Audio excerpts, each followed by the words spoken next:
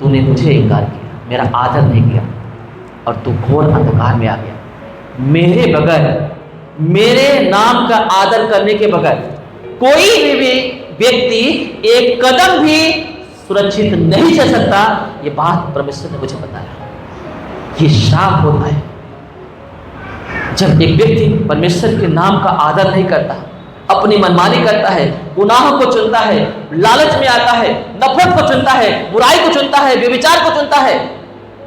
याद रखना, वो परमेश्वर से दूर हो जाता है, उसकी बदनामी करता है। इसलिए मैंने बताया आपको, बाइबल में लिखा है, तुम्हारे वजह से परमेश्वर बोलता है मेरे नाम की निंदा होती है, बदनामी होती है।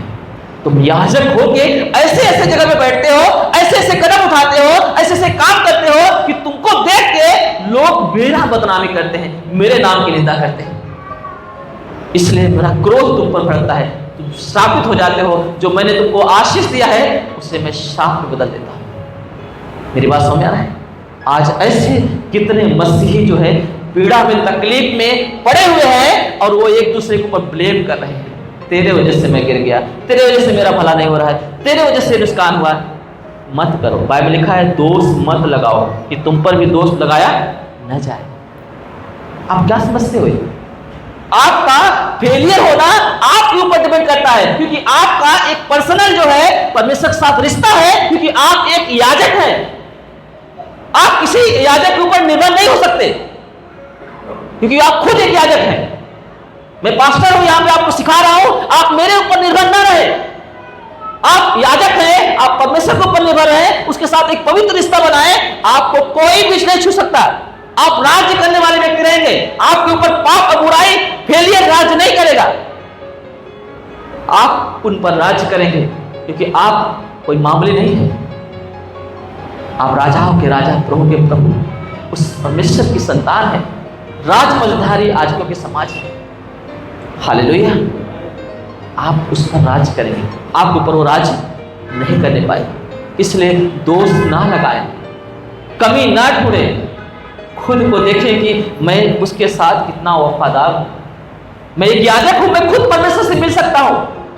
यीशु के लहू के द्वारा वो पर्दा फट चुका है, उसके बलिदान के द्वारा पर्दा फट चुका है। अब हम सब जो है उसको विश्वास करके, उसी के लहू को लेके हम सब प्रवेश कर सकते हैं, प्रभु से मिल सकते हैं। अब हमें किसका है?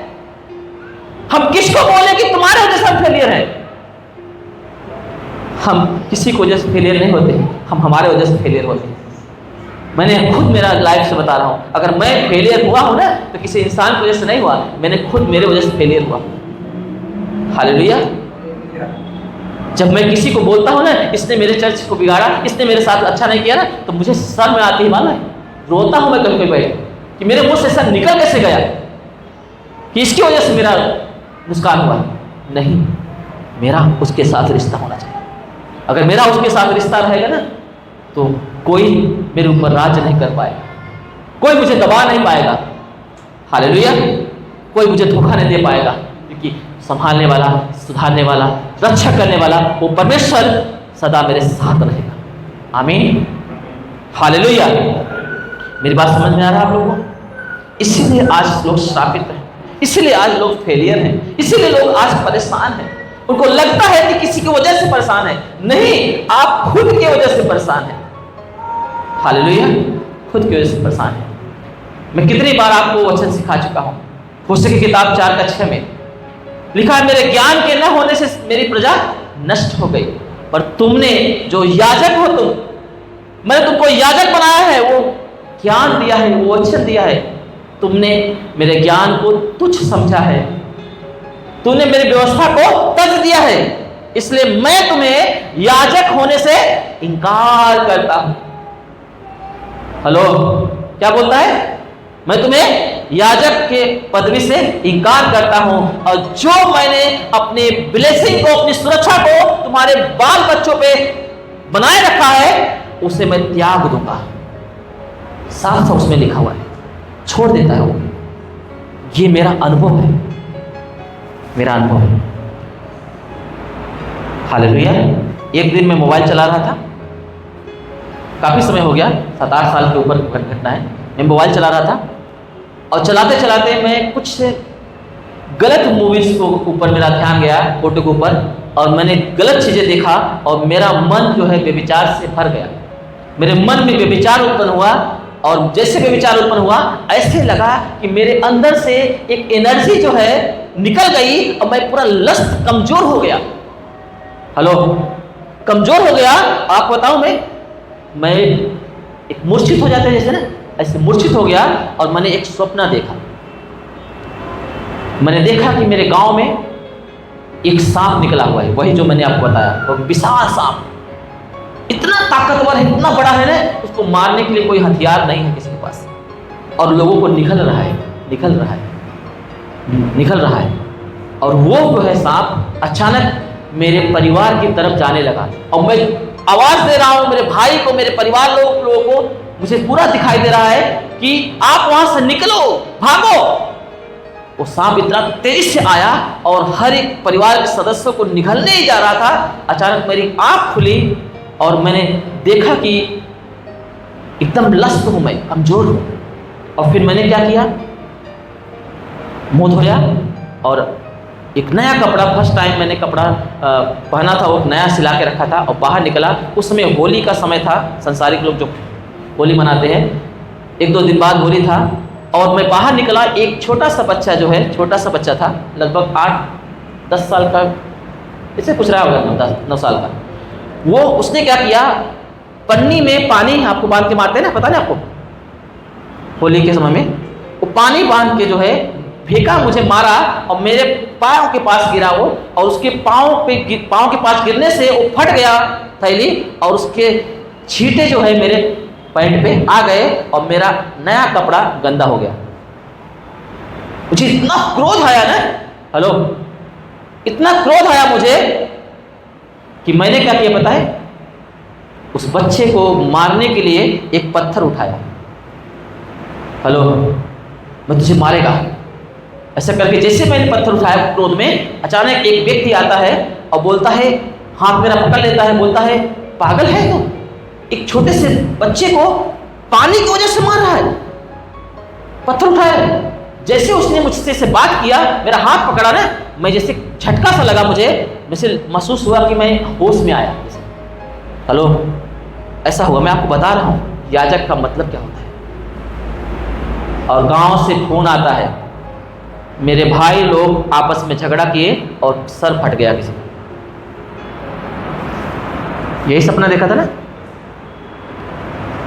इधर मैंने व्यभिचार मन में डाला, उधर मेरा अभिषेक गया, उधर जो ऊपर का जो परिवार के ऊपर प्रार्थना के द्वारा सेफ्टी थी वो टूट गया, उनके बीच में शैतान ने काम किया, झगड़े लड़ाई करा दिया, सर फूट गया और मेरा हालत ऐसी हो गई।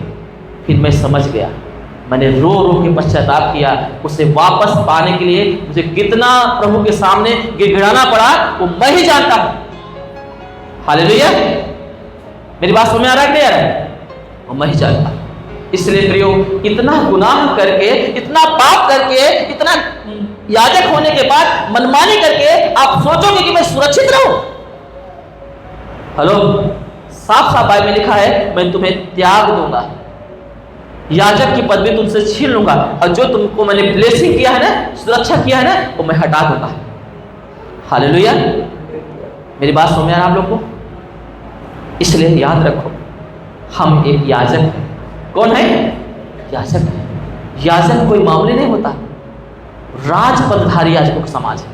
हमको परमेश्वर ने धरती पे राज्य करने के लिए, उन गुनाहों पर, पाप पर, मृत्यु पर राज्य करने के लिए, शैतान पर राज्य करने के लिए हमें यहाँ पे ठहराया है, ताकि हम फल लाएं। आमीन, हम फल लाएं, उन आत्माओं को हम जीत पाए, उन आत्माओं को हम परमेश्वर के साथ मिला पाए जो आज भी शैतान के बंधन में है, मृत्यु के जकड़ में है ना, पाप के बंधन में है। उन्हें छुड़ा के हम प्रभु के पास ला सकें। याजक का यही काम है, परमेश्वर के गुणों को प्रकट करें, ज्योति में चले, कि वो हमें अंधकार से छुड़ा के अद्भुत ज्योति में लेके आया है। इसीलिए जब मैंने दर्शन में देखा था घोर अंधकार, क्या हुआ था?